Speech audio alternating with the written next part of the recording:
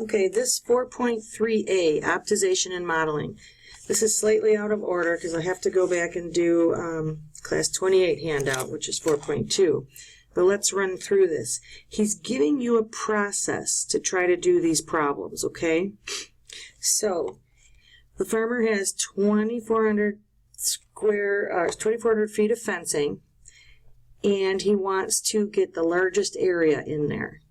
So first we say, what do we want to optimize? Well, we want area to be largest, right? So area is what we're optimizing. And area really, right, is length times width. So we have a general case, length times width. In our general, right, we're going to have something like this, length, width, width. So step 3, which is on the next slide, let's move to that. Actually, I have step 2 again, just so we had it. So here's our step 2, length, width, width. Step 3 says to create a model using the variables and any relevant information that helps us out. So we know we want area equals length times width, but we have 2 variables there. Well, what did they tell us? They told us that there's 2,400 feet of fencing. And if I have to go along these 3 sides, I know that 2 width plus length can equal 2,400.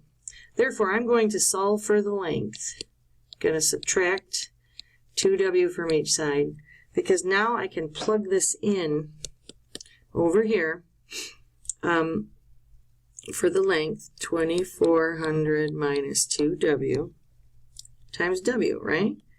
Which is 2,400w minus 2w squared. That's my area. Now notice, if I look at the domain, right now the domain area right here is a function of width, isn't it?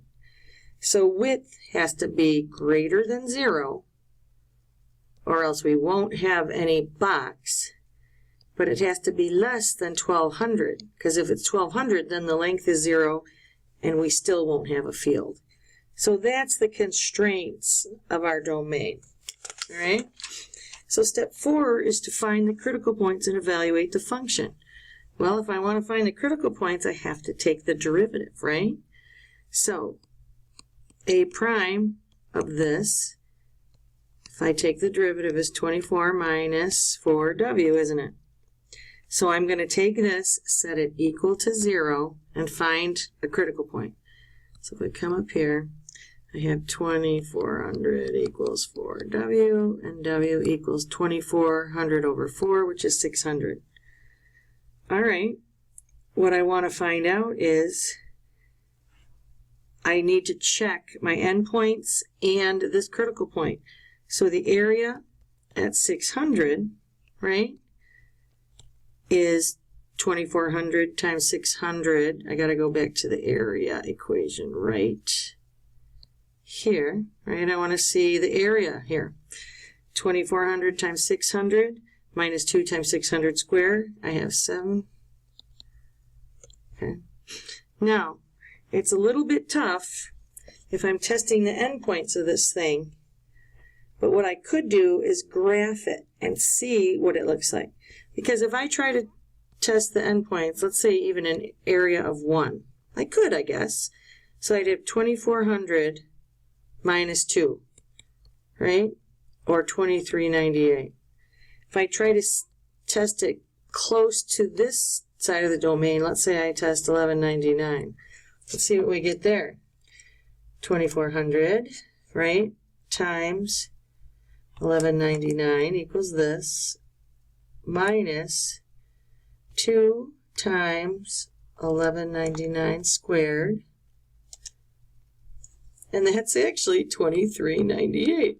So this critical point of the width equaling 600 is our global max. Okay?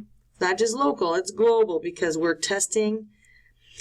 If we graph this roughly, it's going to be something like this, isn't it? There's our global max at 600 on the width, Here we tested it really close down here, really close down here, and it was small. So we had to test the endpoints, but that's our global max. Okay? Next one, and this one took me a little while to do.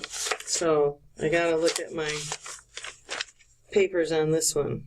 So we want to sell beer cans that hold 1.5 liters, which is also 1,500 milliliters, isn't it? To save money, which the reason I change it to that, okay, is that 1 milliliter equals 1 centimeter cubed for volume, and we're going to be talking about centimeters down here. All right? Or at least we'll make our size centimeters by working with centimeters cubed on our volume.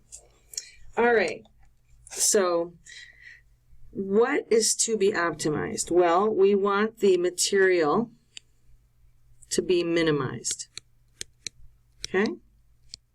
And we know that the volume has to be 1.5 liters. So the volume of these equations,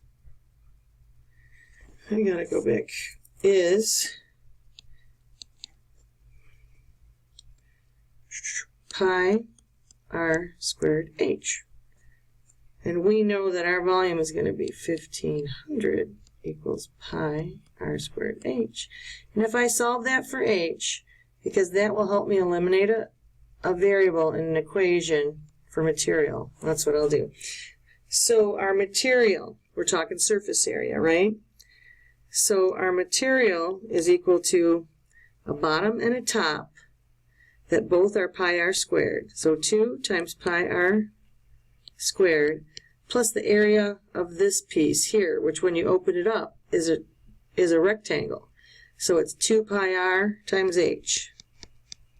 Okay? Now, I can't deal with h. I got to make it in terms of r. So I'm going to say 2 pi r squared plus 2 pi r, 1,500 pi r squared. Okay, well that gets rid of one of those. So let's take it one step further and say now it's 2 pi.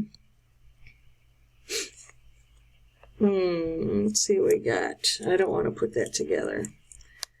I want to leave it as 2 pi r squared plus, because look at those pi's drop out, 2 times 1,500 is 3,000 over r. Actually, I'm going to write that 3,000 r to the minus 1, because that's how I like to take derivatives. So now, I'm going to take the derivative of this, right? And if we look at the domain, r has to be greater than 0. Can't be 0 or we have no container. But let's take our derivative now. This will be 2 coming down, 4 pi r minus 3,000 r to the negative 2, right? Which I want to get this into one big fraction. So if I put it all over this r squared denominator, this stays the same, right, to 3,000. But I have to multiply this by r squared over r squared. So it'll be 4 pi r to the third minus 3,000. All right, if I'm going to optimize this, let me see what the next page holds. Yeah, if I'm going to optimize this, let me put what we just had. The material derivative is 4 pi r cubed minus 3,000 all over r squared. Yeah, r cannot be 0, or else we are undefined here. But if I set this equal to 0, this can be 0 when the numerator is equal to 0. Okay? So I set this equal to 0. 4 pi r cubed equals 3,000. R cubed equals 3,000 over 4 pi. And that is about 238.7324. And then if I take the cube root, say it's about 6.2. So I say, does that make sense? Okay? Does that make sense? Our endpoints, I don't believe we have to check at any endpoints, or maybe we do, but so if r is approximately 6.2, that's one of our critical points. Let's see if it's worth anything. I'm going to test this function at 6.0, and I'm going to test this function, the derivative function, at 6.4. So this ends up being something like 7.94, and this ends up being something like positive. The fact that they change signs tells me that this is a true minimum. It goes from being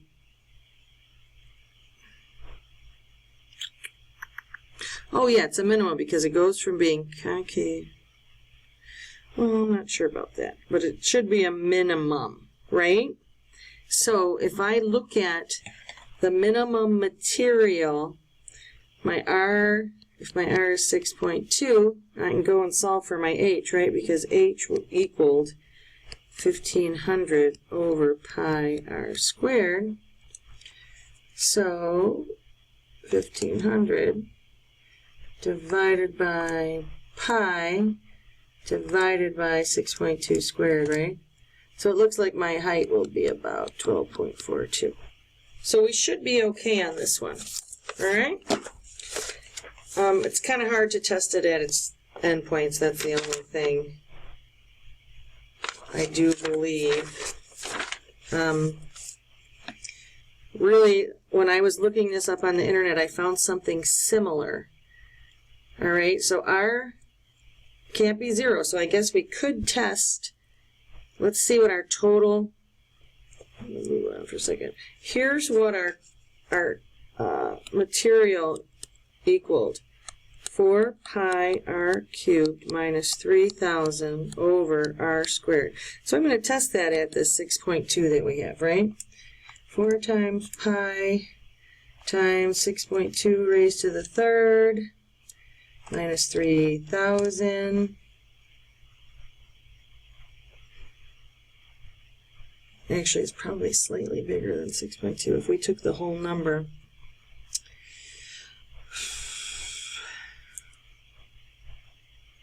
So the material should be optimized. Oh, what am I doing? You guys, I'm sorry. Man, I'm sorry. That's the derivative equation. I don't want to. I want to see what the material is. So the material itself is 2 pi R squared plus 1500 over R. That's what we got when we combined height into this. So if I say 2 times pi times 6.2 squared plus 1500 divided by the 6.2, I have 483.46. This is surface area, centimeters squared. Now, if I test it where my radius is even 1, it's close to that other edge, right? I'll have 2 pi times 1 plus 1500, right? So 2 times pi equals plus 1500. Well, I got way more material here, don't I? And if I looked at how big possibly this R could be and still have a container, that means my H would be really small, wouldn't it? So let's see, if I took this H equals 1500 over pi R squared, and now I solve for R, right?